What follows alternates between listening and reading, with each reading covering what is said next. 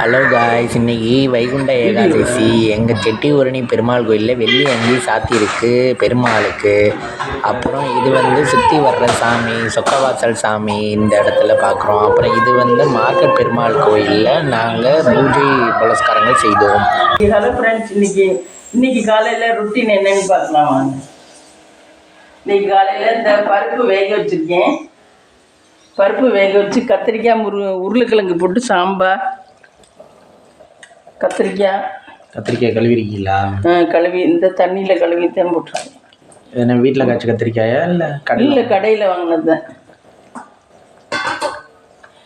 கத்திரிக்காய், தக்காளி, வெங்காயம், பச்சை மிளகாய் இதெல்லாம் சாம்பாரில் போட்டுறணும். சாம்பாருக்கு பச்சை மிளகாய் 2 போட்டிருக்கேன், தக்காளி 2 போட்டிருக்கேன், பெரிய வெங்காயம். கமகமக்கும் சாம்பாருக்கு சாம்பார். அதுக்கப்புறம் ரவை உப்புமாவுக்கு இந்த வெங்காயம் நறுக்கி வச்சுருக்கேன். இன்றைக்கி நாங்கள் தோசை சுட்டு ரவை உப்புமா சுட்டு இந்த அவல் பாசிப்பருப்பு, நெய், வெல்லம் இதை போட்டு மதுருக்கு மட்டும் செய்வோம். இதை போட்டு நல்லா போட்டு நான் செஞ்சு காட்டுறேன் பாருங்கள். அது செய்யும்போது காட்டுறேன். கொஞ்சமாக புளி போட்டு கொஞ்சம் ஊற்றுனோம்னா சாம்பார் கெடாமல் நல்லாயிருக்கும். ஈவினிங் அதனால் கொஞ்சமாக புளி ஊற்றுறேன். உப்பு போட்டுட்டேன். கொஞ்ச நேரம் வேகட்டும்.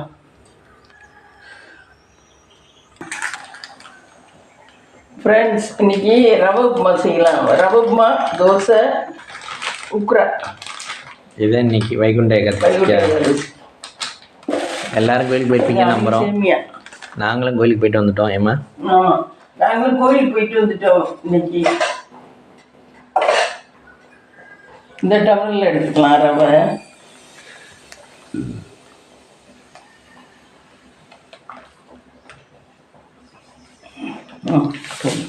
இந்த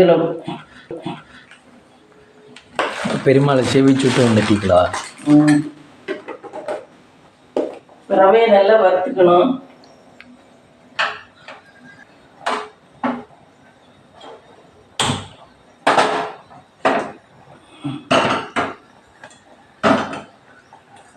ரவையை வச்சுட்டு நல்லா வறுத்துக்கலாம்.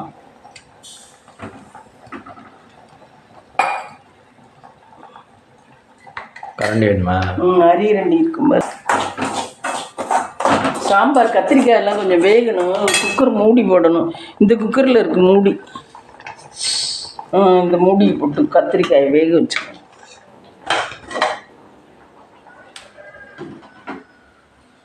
லிட்டு ஒன்று தான், அதனால தான் லிட்டு மாற்றி முடிக்கிறேன்.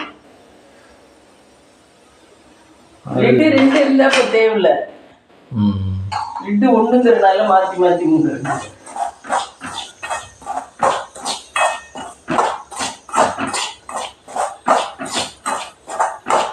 ரவையை நல்லா வறுத்துக்கணும்.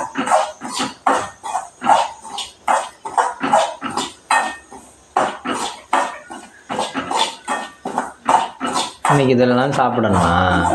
எங்கள் அம்மாவெல்லாம் செய்வாங்க. நானும் அதே வழி செய்கிறது. எங்கள் மாமியார் வீட்டில் எப்படி செய்வாங்களோ தெரியாது. மாமியார் வீட்டில் எங்கே இருந்தோம்.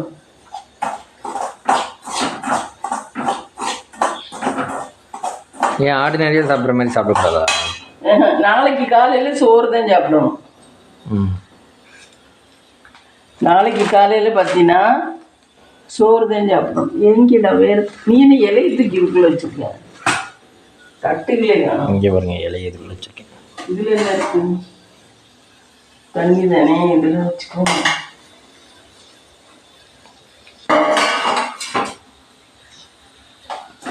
முதலில் ரவையை வறுத்து கொட்டி கொள்ள வேண்டும்.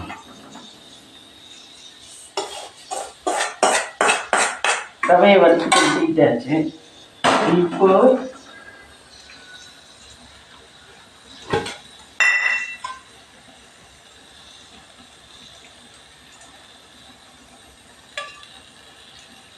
என்ன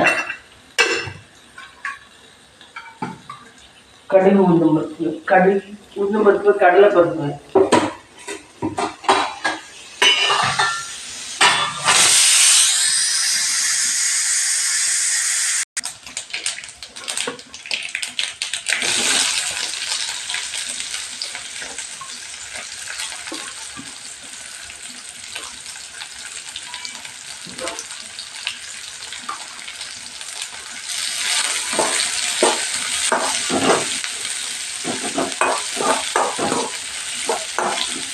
இன்னும் ஒரு விசில் வந்துடுது, அப்போ தான் வேகும் கத்திரிக்காய்.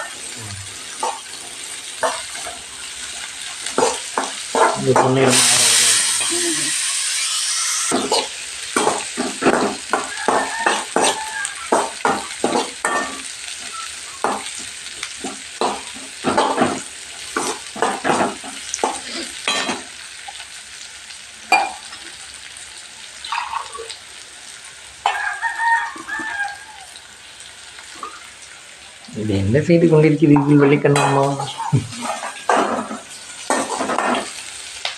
வெங்காயம் வந்துருச்சா? இந்த எந்த டம்ளரில் ரவை எடுக்கிறோமோ அந்த டம்ளரில் 2, அதே அளவு 2 டம்ளர் என்ன ஊற்றணும்? சர்பத்தா? தண்ணி 2 டம்ளர் தண்ணி ஊற்றணும்.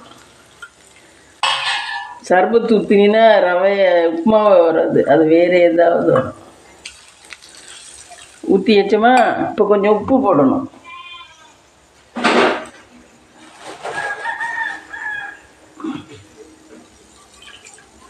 உப்பு போட்டாச்சு.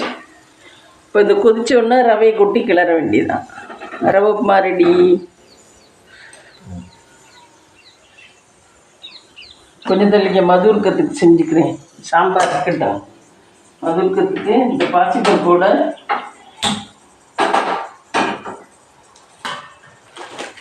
இதை கட் பண்ணிக்கலாம். அவளில் தான் மதுர்க்கம் செய்யணுமா? மதுர்க்கம் நல்லாயிருக்கும். இனிப்பு செய்யணுங்கிறதுக்காக. ஆமாம்.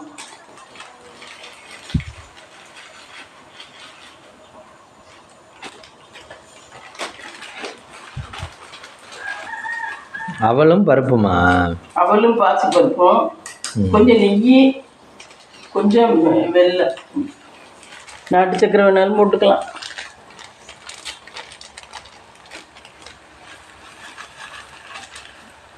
வெல்லம்னா பாகாச்சி ஊற்றணும், நாட்டு சக்கரையை போட்டு போயிடலாம்.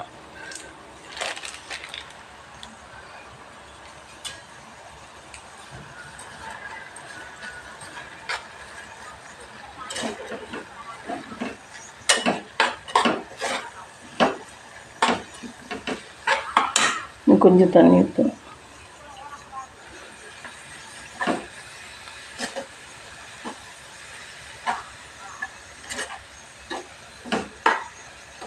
இந்த அவல் 10 ரூபா.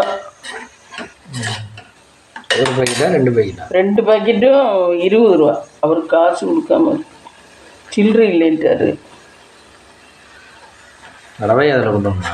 இல்லை, ரவை இதில் ஒட்டணும். அப்புறம் ரவை எடுக்கிறீங்க? ரவை இதில் கொட்ட, இந்த இது கொதிக்குது இல்லை, கொதிச்சிருச்சுன்னா இதில் கொட்டணும்.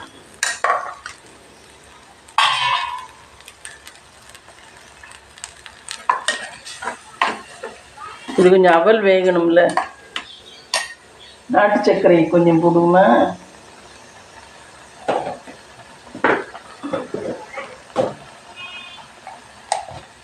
இல்லை வெல்லத்தை போடுவா.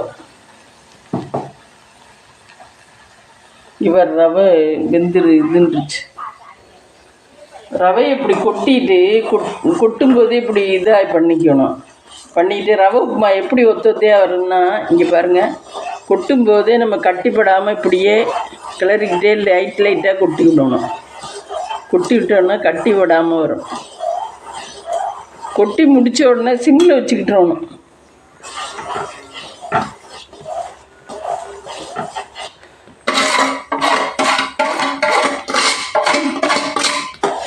கொட்டி முடித்த உடனே மூடி போட்டு மூடிடும். சிம்மில் வச்சுட்டு மூடி போட்டு மூடிட்டோம்னா அது கிளறும் போது ஒத்தத்தையாக வந்துடும். மூடி விட்டுறா?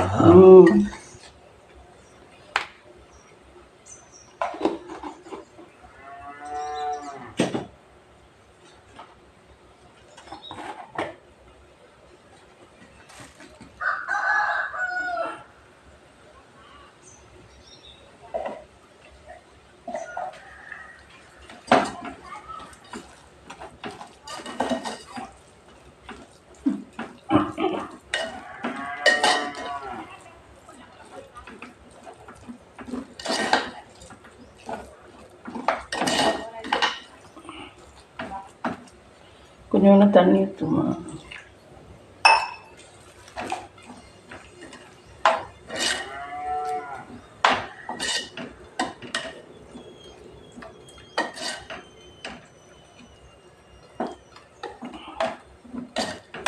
வெள்ளம் போதுமான்னு தெரியல. வாசமாக நல்லா தான் இருக்கு.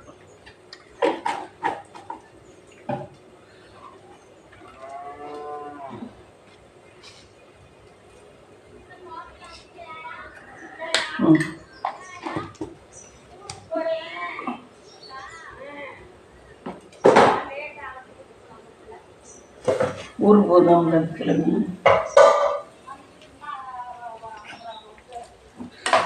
வேறொரு கரண்டி கிடையாது ரவைக்கு.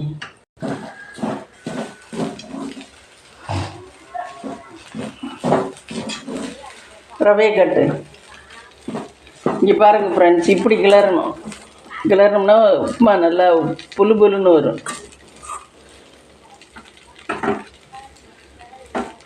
ரவை உப்புமா இப்படி செஞ்சால் டேஸ்ட்டாக நல்லாயிருக்கும் சாப்பிட. ரவை உப்புமா ரெடி. நீ தோசை தான் ஊற்றணும். ரவை உப்புமா ரெடி. உக்ரா ரெடி. உக்ரா வந்து கொஞ்சம் அடுப்பில் வச்சிருங்க.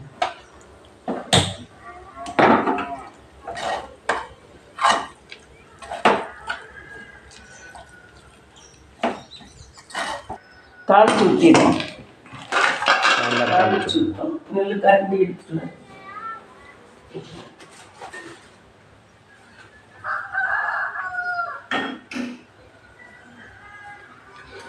தாளிச்சு ஊற்றுற கரண்டியா அது?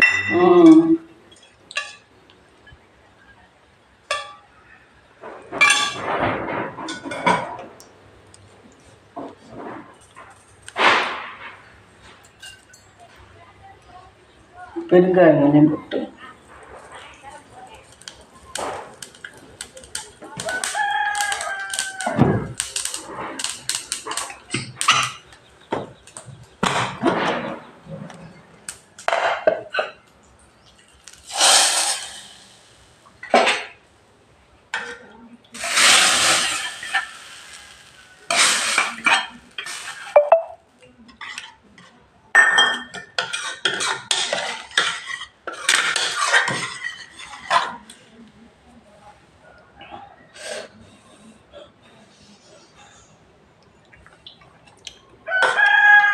எப்படி இருக்கு?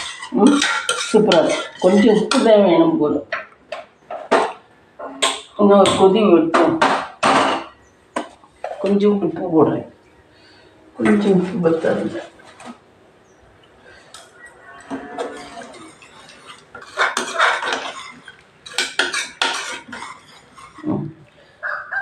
நான் மாவுல தோசை ஊற்றுறேன்.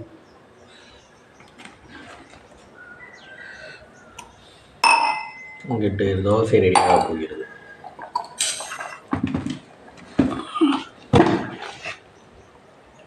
தோசைக்கு கரண்டி எடுத்தல்.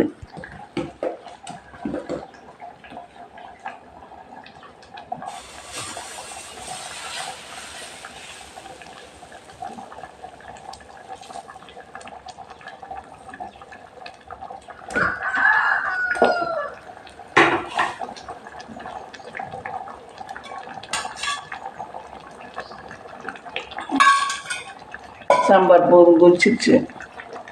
இந்த தண்ணி கீழே ஊற்றிட்டு இதில் சாம்பார் ஊற்றி தரேன், கொண்டு போய்.